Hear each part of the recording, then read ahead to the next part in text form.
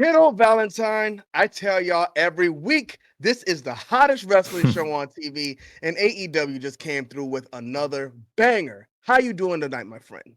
Well, I'm tired, man. We had to watch a match for an hour. It was hard work. Well, I mean, I guess it was Ospreay and MJF, but yeah, Oh man, it two was of the crazy. best in the business out there putting on a classic. Like when you're watching a classic real time, you know it's a classic. And when these guys got in there, the match was like 20 minutes in. I was on the treadmill, like, listen, these guys in here are cooking. I'm gonna run here throughout the whole match. But they went an hour. I did not expect it. I thought they were going to go to some 30-minute time draw or something, but Right. these guys pulled it out for the full hour, and we actually got a finish the way matches are supposed to be done. What did you think about the match overall? I mean, what else would you expect from MJF and Ospreay? Now, I watched it sporadically, to be honest with you, by just This like hour. using the what do you call it, the forward button where they were saying too much to see the next move because it's an hour, yeah. And I was particularly tired today, but man, yeah, these two absolutely cooked. I mean, like when Osprey is in the ring, I don't expect a bad match. When MJF is in the ring against anybody, I don't expect a bad match. So when these two together are in the ring, I knew they were gonna cook. And I didn't expect MJF to really take the title here. Okay, and I think the finish was like 59 minutes, 59 seconds or something like that. Feel like 58, 58 or something like that. I don't Something know. like that. It was like crazy. They went on forever. And shout out to the young man, man. Shout out to the young man. I'm sure Ric Flair tried to book himself in this match as well, since he loves those Iron Man matches. But no Ric Flair tonight. Uh, Yeah, I got no problem with the match. Why would I? I just yeah. wish we saw this at All In. That's all I'm saying. It's got to be something bigger at All In, though. It's got to be either this again, I don't know, or something bigger at All In. But it was episode 250, so we got Yeah, to sell. Was it 150 or 250? I think it 250. was 250. So I mean, big Getting celebration. I older. get it. WWE does these things where they bring in the legends for these big number shows as well. So I wasn't mad at it at all. But um, Look at it this was dude. something else funny they did here because apparently, whenever they do Iron Man matches in WWE or AEW, they said people will leave and just come back at the end of the match that Hmm. drops ratings. So I think they wanted to do this hour-long match, but instead of calling it an Iron Man match or making multiple finishes, they just said, guys, just go out there and have the hour-long match. We won't tell them, so they'll think it can end at any time.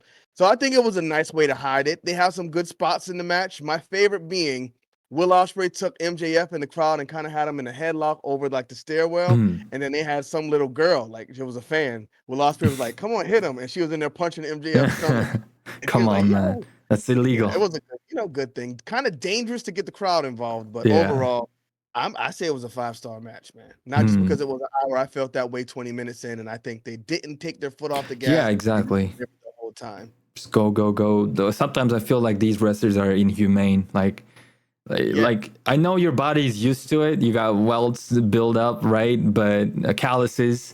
But mhm. man, so many bumps, so many moves. I guess the adrenaline. Oh, not I guess. It's a fact. The adrenaline really carries them through. But I feel like MJF and Ospreay will be taking a rest for at least a couple of weeks until All In after this You think match.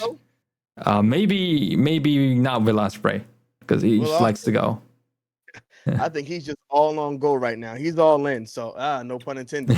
So shout out to these men, man. Two of the best in the business. I don't care if you're in WWE or AEW. I Mm, think these guys, no matter where they got to be considered the yeah. best. But um next thing that really stood out to me on Dynamite, just something a little quick here. Mercedes Monet's promo in the back Money. with the Young Bucks and Okada. Yeah, man. No, I'm not too crazy on Okada's run in AEW right now. He Mhm. was in the main event as well tonight, which is a good spot, of course, but we'll talk about that later. But yeah, Mercedes Monday, they were like, "Yo, do the dance for us," which is kind Yeah. of strange for the Young Bucks to tell her, "Hey, do that dance," and Yeah. she just back there twerking it up for him. Yeah. Okada's about to have a heart attack. Some What shady you think stuff about going that? on. No, I liked it, man. I liked Okada tweaking out after seeing Mercedes Monet, and I didn't expect it, and it's cool.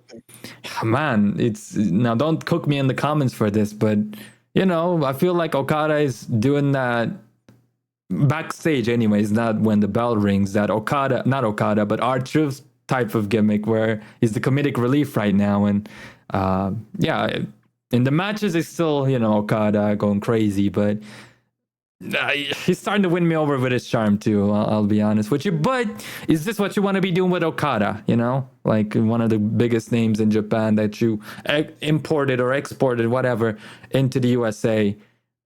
I feel like they should have given him something big, and even something really big, and then he might have lost at that, and then you could have, given him this position after that. After you used him for something, that will be more beneficial for your show, or somebody, like put somebody over. But it also reminded me of, because it happened like real close this Monday, Jey Uso going crazy after Rhea Ripley. So good luck to both men, basically, in their love endeavors. I hope they both succeed.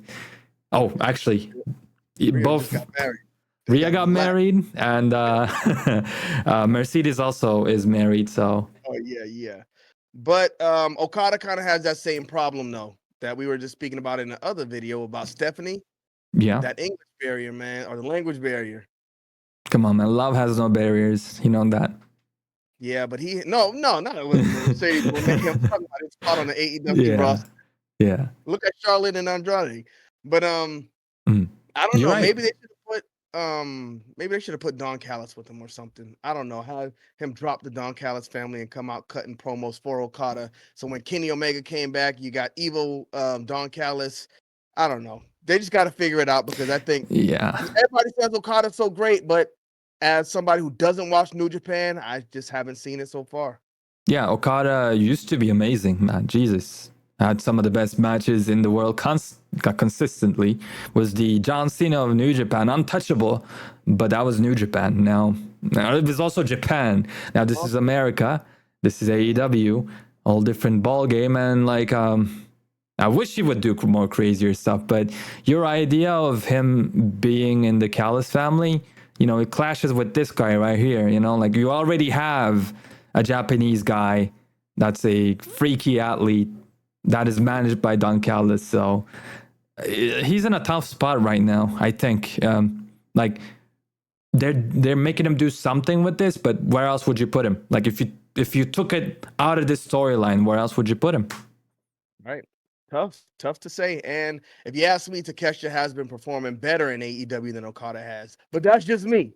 Next up, we saw Mariah May come out. Did. And she cut a promo. So when she came out, she was dressed up as Toni Storm. And I don't know how I felt about it, because I thought, we were going to get her separated from Toni Storm, but this kind of, I guess, was putting salt in the wound. So I understand the first week, but next week, Mariah May has to be Mariah May. She came out and she cut a promo. What did you think about the promo overall? I thought it was good. She really fooled me, man, because I had no expectations, obviously, going into the segment, and I legit thought for a good couple of minutes that Toni Storm was coming out, and then I realized this is not Toni Storm. That was funny, but Mariah, I think, did a good job. I was not interested in her at all, to be honest with you. I know she wrestled in Stardom and stuff like that, so yeah, that tells us that she's gonna be pretty good in the ring, but character-wise, I was not interested in her at all until last week. And last week, what she did was really cool, and this week, what she did was also very good. She came out there, cut a beautiful promo. I thought her, intonation, basically the way she carried herself and the way she spoke, I thought it was pretty legit. And then, she basically, hung on the ropes, rested her chest on that. It's a unique pose. You don't see many people, cutting that promo that way. I thought it was pretty cool, actually. I thought this was a standout promo for Mariah May. She better be Toni Storm and establish herself as a star. And after that happens, AEW booking better now forget about her, like they did with what's her face? Even I forgot about her. The Clothesline lady that won against Britt Baker. Oh God, can you remember? Blonde lady. She also wrestled in Stardom. She got injured. She's been out for 20 years. Jamie Hayter. They didn't forget about Jamie.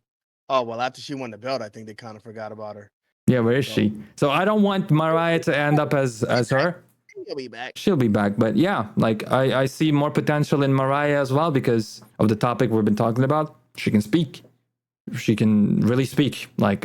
This proved me, and this segment. So I'm hyped, man. I'm hyped. It's gonna be a good match, and then I don't know, maybe even think about giving her a championship match after this. I don't know if I agree with you, Kiro. Okay.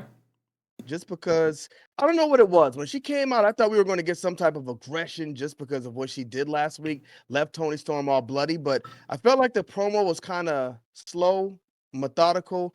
The audience wasn't really giving her the energy I think They're she wanting wanted her. or they expected. So it kind of made it feel like it was dragging, and it kind of felt like she was drowning out there. I don't know. Maybe that's just me. Y'all let us know what y'all think about it in the comment section. I'm actually glad to hear that you enjoyed the promo because for me, I was like, come on, Mariah, give it to us, give it to us. And I just felt like she was looking for something the crowd wasn't giving her. So I don't know. I'm interested to see what everybody else thinks about that. Yeah. But in the main event, we had Swerve Strickland The champ. versus Okada. Now, this was a tough one because I'm looking at it and I'm like, that first match was crazy. Now you got your champion out Yeah. here, Okada, and the show's about to go off. We don't have a long time at all. So what are we about to do here? And they just pretty much came out and had a standard match. Did you think anything crazy or amazing of this thing? No, it was shorter. I mean, the fact that it was shorter was nice. Like they got that going for them. Like my thought process was like, you don't have to burn the building down. Just have something different that we didn't see in the first match. But that's gonna be tough too because we basically saw everything in that first match. So I didn't go in there with big expectations, so I wasn't burned. But yeah, it was your run of the mill match. I mean, what did you expect? That's pretty much what it was. What did I expect? I'll tell you what I expected, kiddo. Because again, I'm not a New Japan guy. I haven't seen much of Okada, Okay. and I haven't seen much of Will Ospreay either before he came into AEW. And every time I see Will Ospreay, he's out there performing and he's out there killing it. At this point, I just think Ospreay can't miss. But Okada, I have not seen that match yet that really was like a banger or like clicked with me in any way to make me think that he's a guy. So I was like, you know what? He has a few minutes out here. Let's see what he can do with Swerve. Right. And I just thought it was a nothing match. But what was exciting was what happened after the match because we had all of these guys come out here because we got Blood and Guts next week. So all of the guys came out, the scrubs came and they were fighting and stuff. But where it really pulled me in was when Hangman Page came out because I was like, oh my goodness, we got Swerve in the ring, we got Hangman in the ring. I thought we were going to finally get that face off where they were actually going to go at it again. But right before Hangman got in there, they pulled him away, they pulled Swerve away. Then we just had chaos ensue. I think Jack Perry came out after this. I like what Jack Perry's doing right now as well. I think this is the best work of his career because before the CM Punk stuff, he was drowning as well. He had just started being a heel and he was not good at cutting those promos. He went to New Japan or whatever he was doing in that time frame when he was off TV, and the guy transformed himself because I think right now he can stand up there with the best of them. Earlier in the night, he called out Darby Allin, and who did he beat up? Who did he beat up? By the way, I couldn't tell. Like I watched it 2-3 times. Brandon Cutler. Okay. He beat up Brandon Cutler last week. Okay. Brandon Cutler. Well, the better question is, why the hell do you think I care about Brandon Cutler? He had Brandon Cutler beat up again, so poor Brandon. But did you see Darby Allin come and make his way into the arena tonight? Yeah, that was cool, man. The way the crowd reacted sold it for me. Like from the ceiling, then what's it, Jay Briscoe? I forget his first name. It was like, come on, trying to get the hook off, and he managed to do it. It was nice. I love moments like that. I know. Yeah. A callback to WCW days. I am shocked they still do that because we saw him do it. I think Sting did it when he came back as well, or else Darby Allin did it for him. But we saw what happened to Owen Hart. Unfortunately, it was tragic. Now, I'm sure they're taking extra precautions to make sure it doesn't happen, but the fact that it happened before shows you that it's possible. So these are always risky. I love to see it, and I love when they do it because when I was growing up as a kid, I remember Shawn Michaels coming like from the ceiling. So, it always strikes a chord with me. So I love to see it. But then I was also watching that night when it happened to Owen Hart, and I remember them taking the camera off and us not knowing what's going on. JR just comes back. Owen Hart's dead. Like you would hate to see something happen on camera. So these are risky and they don't do it too often. But when they do, boy, is it amazing. So I love to see that as well. Did this get you excited for Blood and Guts next week? A little bit. I do like it though. Like it did remind me of Blood and Guts. Like I've forgotten it, but now they definitely made me remember with this segment. And I also would say my highest point was when Hangman came out. Now the crowd didn't really explode, right? It went crazy, give him a big pop, but man, I was excited, like seeing Swerve and Hangman again. Like that was cool.